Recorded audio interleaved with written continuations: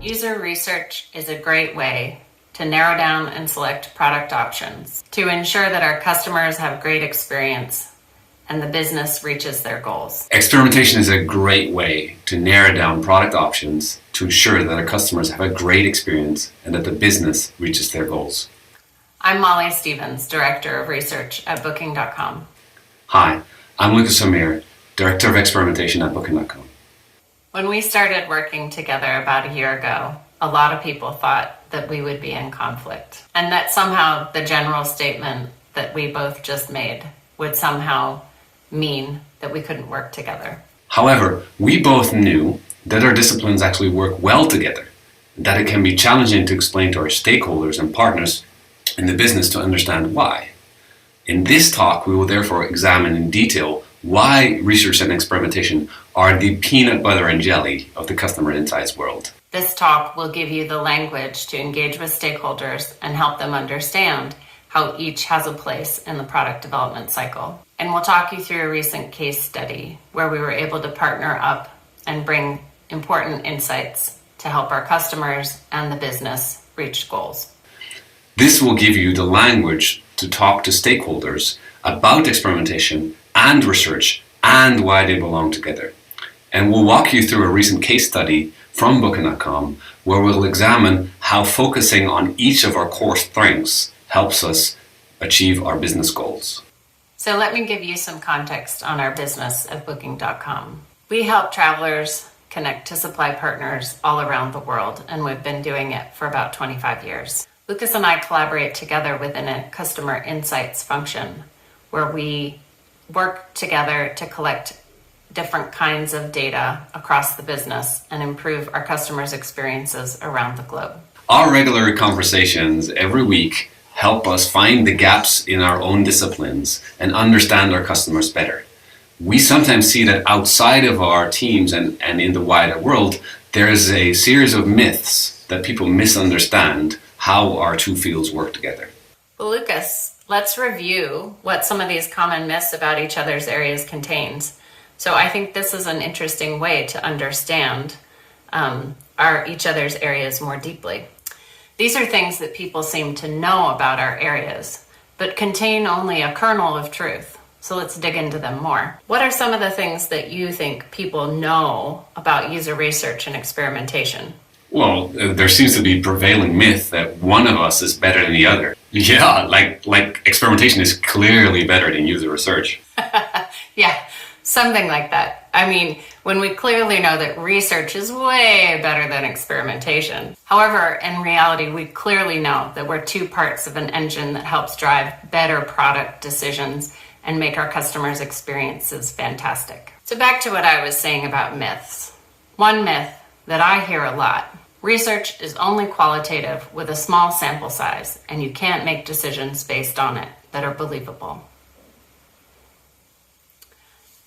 In reality, we all know that research can take many forms. Research, when planned right, in the relevant context and with the right target users, can be very valid with a small sample size. And we can also do larger scale quantitative work to put bigger numbers behind some of the things that we've learned along the way. Myth number 2, research always takes a long time. Of course, sometimes research can take time.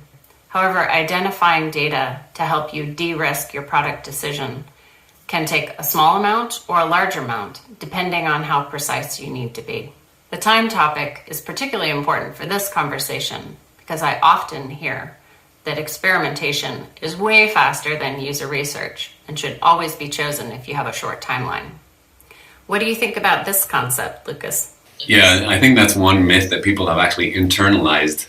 Maybe not explicitly, but at least implicitly, they assume that experimentation is always faster than research. And so rather than taking the time to do the proper research required to really run a good experiment, why not just, try it out and see whether it sticks? The problem with this line of thinking is that an experiment also costs money, and it also costs time, and it might actually have negative consequences for our customers if we just try random ideas without really understanding what it is that we're doing.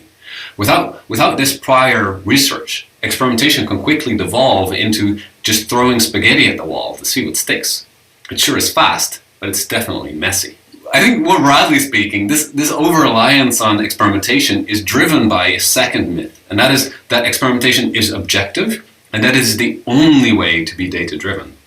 It's because experimentation produces hard numbers that it might seem that it's more objective, and that it is more data-driven than some other approaches. Experimentation is, in these cases, sometimes used instead of a rational argument. Right? Instead of having a discussion about why a product change is good and why it would work, why not run an experiment instead of actually thinking about it? However, this objectivity of data is a myth. Someone decided what experiment to run, what to measure, how to measure it, and how to interpret the results. These are all subjective decisions that drive the outcome of this experiment. However, someone decided what to experiment on, how to measure it, when to measure it, and how to collect the results and how to interpret them. These decisions are not objective by any means. There's a lot of subjectivity involved in designing the experiment in the first place. And so, although experiments can be a powerful method to remove bias and subjectivity from a decision-making process, we have to remember that this also has limits, and that those limitations are often related to the prior research and the evidence that we have to begin with. The more prior evidence and the more understanding we have before we even begin an experiment, the better the experiment will be, because it will be easier to agree on what we should be experimenting in the first place, what we should be measuring, and how we should interpret those results. Experiments without that context, Molly, are just not as good and not as reliable. And so there is nothing data-driven about guessing what the numbers mean. That's a really great point. And I think if we imagine contexts where we see, let's say, a number out of context that has to do with perhaps signups on something, right? How do we know if it's good? Is it bad? How does it relate? So while the number has meaning, we don't know how to interpret the meaning appropriately. Exactly. It's the context that defines the meaning. It's the experiments that will tell you what the numbers did, whether they went up or whether they went down. But the experiment itself does not tell you whether up or down is good and why it happened. And that is why we need this context. Now, to be clear, there is some truth to many of these myths, but they paint a picture that is far too black and white. It's reductionist, right, to take these at face value. Let's delve a little bit deeper, Molly, and let's talk about what is so problematic about these specific myths. Maybe it's useful if we start by defining the term experiment, because I think the term experiment is often misunderstood, but it's clearly defined. There's two key concepts that you have to keep in mind when we're talking about an experiment. The one is that an experiment is a procedure carried out to either support or refute or validate a hypothesis. The second is that experiments provide insight into cause and effect relationships, demonstrating what outcome occurs when a factor is changed. And these ideas of having an hypothesis and making a change are core to what makes an experiment. Now, this definition is quite a bit more broad than what I think a lot of companies think about when they think about experimentation. For example, this concept of experimentation is not limited to certain kinds of changes or only a certain kind of hypothesis. It merely says that we have to have a hypothesis in the first place, and that we need to make a change. Put differently, any change made to a product with the intent to have an impact is potentially an experiment. That's a really interesting point to consider, because often researchers are involved in much larger design changes to a site that might have a very broad impact. And we do have hypotheses about what those changes might mean. But we don't often refer to it as an experiment. No, and also I think when people say experiments, they're often talking about controlled experiments only. So A/B tests, where we change the website in a certain way and we compare A against B. But that is not the only way to run an experiment. An experiment really only requires an intervention and a hypothesis. And controlled experiments are a very powerful way of running experiments, but it's definitely not the only way. So the concept of the hypothesis and the change or the treatment are key to understanding experimentation. And without clearly defining these in advance, there really cannot be a good experiment. In other words, we must know in advance, before we start the experiment, what hypothesis we are testing and what manipulation or what change or what treatment we're going to be testing. Moreover, the strength of the hypothesis and the strength of the treatment, the quality of the intervention, are what determines to a large degree the quality of the experiment. Data quality and statistical rigor are obviously also important factors, but no amount of statistics can fix a weak hypothesis or a badly designed experiment. And Molly, more often than not, this prior evidence comes from research, right? I need your team. That's great to hear, and really helpful to explain those details that I think are inherent in much of the subtext of the conversations that we have with folks in data science and experimentation, but it isn't always so clearly stated, so thank you. Let's talk about those hypotheses and that data and where it can come from, because I know that user research contributes to those significantly. So user research or UX research is something that the majority of this audience should know very well. I think it's your day-to-day work. So when I'm speaking about user research, I think it's also important for me to define what it means. So to me, it's a wide range of qualitative and quantitative methods that are used to gather data, create insights, and have an impact on the decisions that are made within the business. And specifically, we can use the data to both build a hypothesis and then also work with the team to help validate or invalidate that hypothesis as we think about what is the change that we are trying to make on the world or on the product. I can see where people sometimes get confused because it sounds like we do a lot of the same things and we speak a lot of the same language. But I also think it's important to talk about the timing of our efforts and where we focus our impacts and outcomes. What about you in experimentation? When you think about it, what's the ultimate impact you're looking for in your work? That's a good question, Molly. I think ultimately experimentation is intended to provide insight into cause and effect relationships by demonstrating what outcomes occur when a factor is changed. And I think it's these two things that are really important when we're talking about experimentation, that we're talking about cause and effect as a result of a change. And that's really what sets experimentation apart from wider research, that we're not doing this sort of broad understanding type of research, but we're really focused on one particular relationship of cause and effect in each experiment. Yeah, that's true. Research does often work looking at the future, looking at the present, sometimes looking at the past, and trying to really understand broader contexts so we can focus those hypotheses and those questions. Yes, definitely. But then if you want to actually know whether a change is going to have the impact that you want, really there is no substitute for trying. The only way to really figure out whether a cause and effect relationship holds when you make a change is to try and make the change and test what happens. And this is exactly the definition of an experiment, that we're going to intervene, make a change, and see what happens. Yeah, I think along those lines, one of the most helpful pieces of advice that I was given early in my career was that without a very well-defined problem, when you launch a potential solution, which could be through an experiment, you don't know if the issue was with your problem or the solution, right? So if we can't get precise about some of those elements along the way, we don't know which part of the intervention was not right for the outcome that you were hoping for.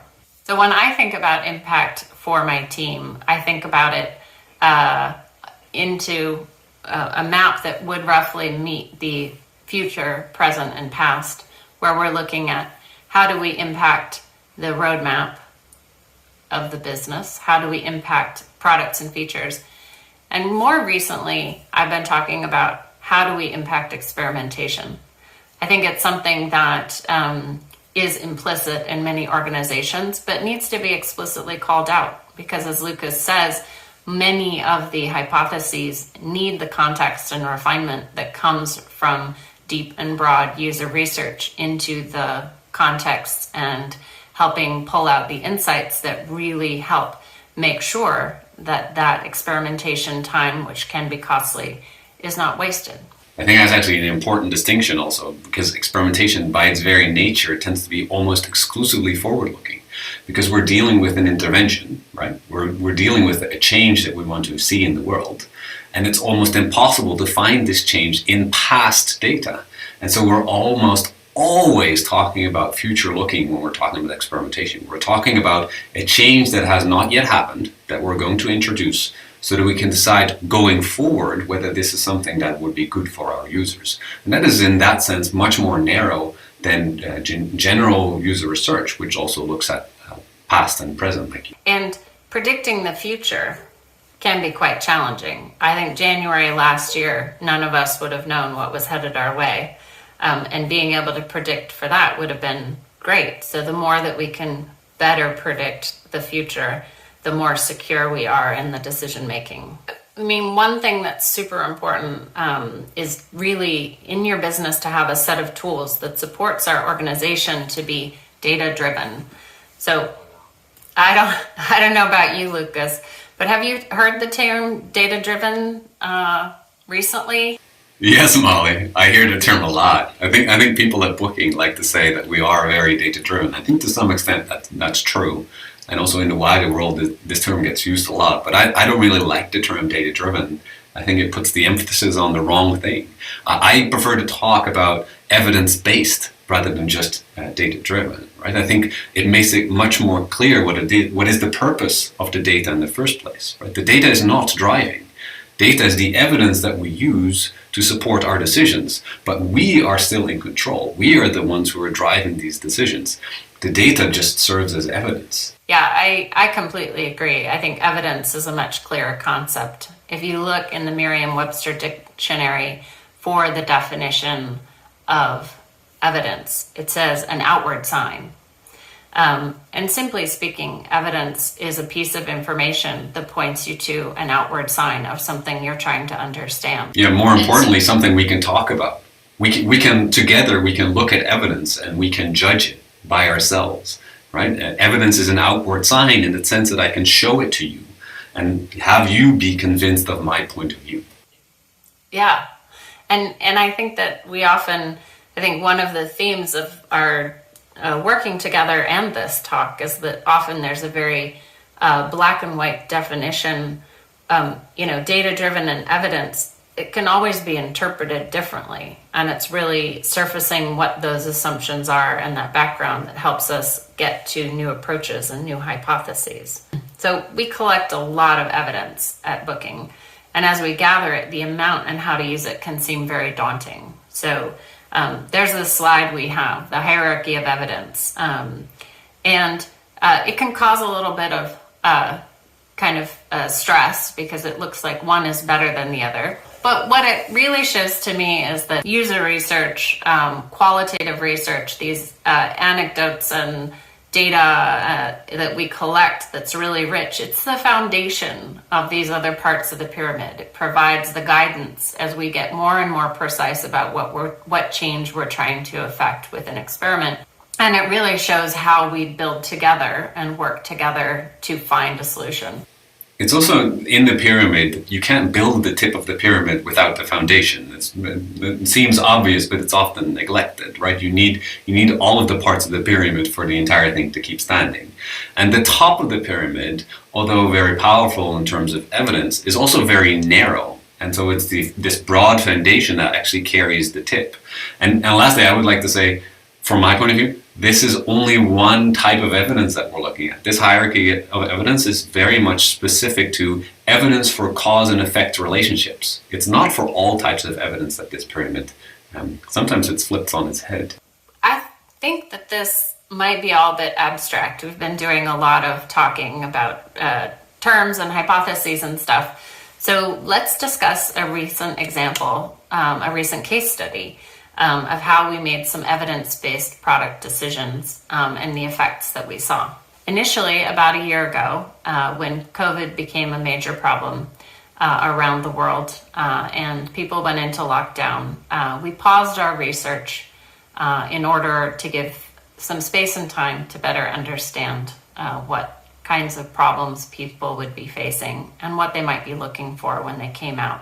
During that time, we defined a few problems so that when the world started opening up again at the beginning of the summer, we could do a broad set of research to understand how travelers' behaviors might have changed and their expectations for the kinds of things that they would be looking for had evolved. We knew that we could make a ton of changes on the website, on our app, but which ones do we select and how to prioritize some of those, particularly in an environment where making those changes had to be very fast and very precise. So we built our research plan to focus on the three major areas: roadmaps, products and features, and experimentation, and conducted both qualitative and quantitative research around the world to understand how people's attitudes had changed. Our goal was to identify how Booking.com can help customers with the new needs that had appeared during the pandemic time. One significant finding from the study was that travelers were looking to book proportionately more homes and apartments than hotels. This was because they felt that even though hotels' hygiene standards might be more consistent and more higher, that they had more control if they were in a home or apartment. So we combined this with our knowledge from previous user research and experiments and started working with the design and experimentation team to see what we could launch. So whenever we get a key insight like that, there's always many ways in which we can try to address a user need. I think Molly's team did a great job of uncovering the core of the user need, but then obviously the next challenge is how do we actually address such a problem? In this case, we want to help users find a particular type of property. And the question is really, how do we change, here's this key word again, how do we change the product in such a way that we help customers do exactly that? So we could, for example, highlight visually these types of products on our search results, or alternatively, we could help them filter for exactly this type of property so they would be easier to find. Now, both of these ideas are inspired by exactly the same understanding of our user needs. They're inspired by exactly the same research, but the trade-offs to be made when doing product development might be quite different. And so we have to actually use experimentation in this case to identify which of these implementations, which of these changes actually has the intended effect. Now, in this case study, our product teams actually explored both of these ideas, the highlighting as well as filtering, in a series of experiments that tried different implementations for both ideas. And so we have the same user research, the same core idea, being explored in two different types of solutions, implemented in different ways to see which of these would be the most successful for our users. Both of these, as I said, require different trade-offs to be made in the product. And specifically for the visual changes, so highlighting these properties on our search results, we could actually do this in addition to the existing user interface. And so there was no need to remove anything else. We could just keep most of the product the way it was, and in addition, highlight these particular properties. But for the filtering, this was not true. This actually required us to think about how to, in order to keep the user journey simple enough,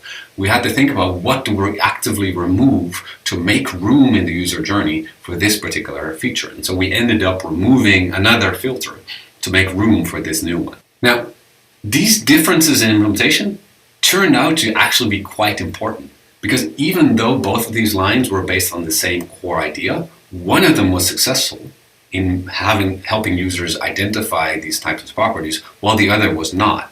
And actually, when we dug into the details of how this experiment was executed, we could quite clearly see that there was a specific segment of users that would have more benefit from the filter that we were removing than from the new filter.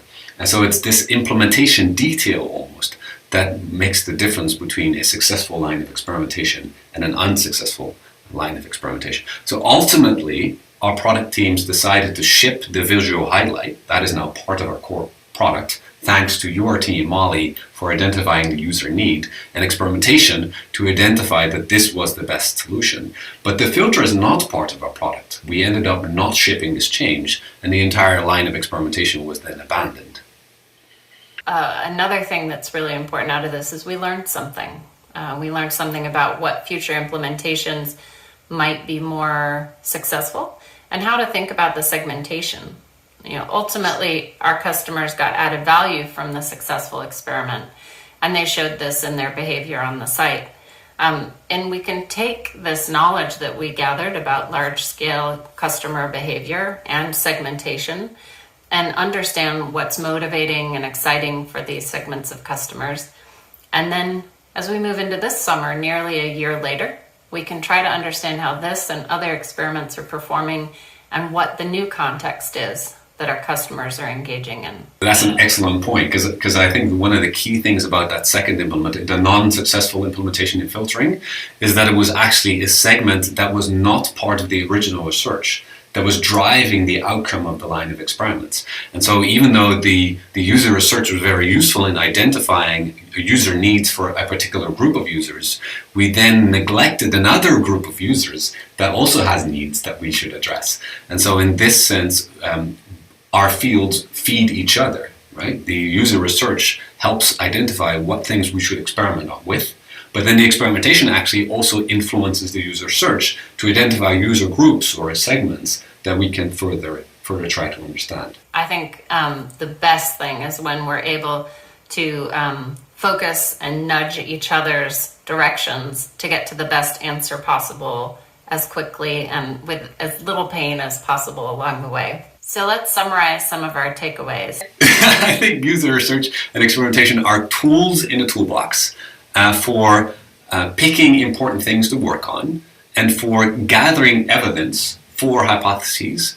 But these hypotheses will be different, and the kind of hypothesis will drive what kind of evidence we need. Experimentation is a very powerful method, but it's relatively narrow. And so it will only help us in case where we have hypotheses that really are looking for this cause and effect relationship, that are identifying the effects of a change. And I find it's very important that when you're talking to stakeholders about experimentation or research or whatever method area you're going to focus on, that you really talk about where you want to have an impact, what those outcomes should look like, and the best way for getting there, right? So if someone comes to you and says, we have, 2 weeks to get to X, how can you help me make the best decisions there? You know how to get there based off of which set of data and kind of direction you need, or whether or not you can just tell them to make the best decision they can and come back to you later. Definitely, yeah. And there's also a large role to play here for iteration, right? It's not as if the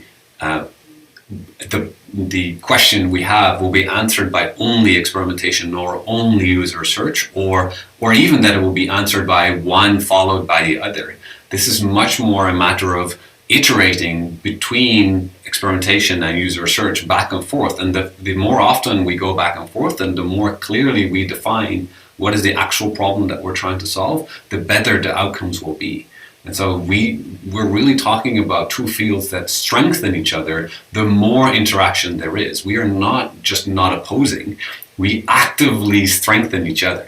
It's really a multiplying effect, helping it to increase the efficiency of each other in getting to the best solutions the most efficient way possible. We really are the peanut butter and jelly of the customer insights world. What I'd like everyone who's watching right now to do is to find someone at your business who works in big data, someone who works in data science or experimentation, and talk with them about these concepts. Talk with them about how you can work together, how you can be a multiplying effect for understanding what customers want. Because we've had a great experience working together so far. It's only been a year. And I'm very excited about the things that we're going to be able to accomplish in the coming years. I think from my side, I would encourage anyone who works in experimentation or in data science to be open to these conversations and to listen to what user researchers have to say. That to understand that only together can we really build good experiments and can we really improve the customer experience. Because if we focus only on throwing spaghetti at the wall and seeing what sticks, then we're never going to be able to improve the customer experience as much as we want to. Awesome. Thank you, Lukas. Thanks for having me. Bye, Molly. Bye, Lukas.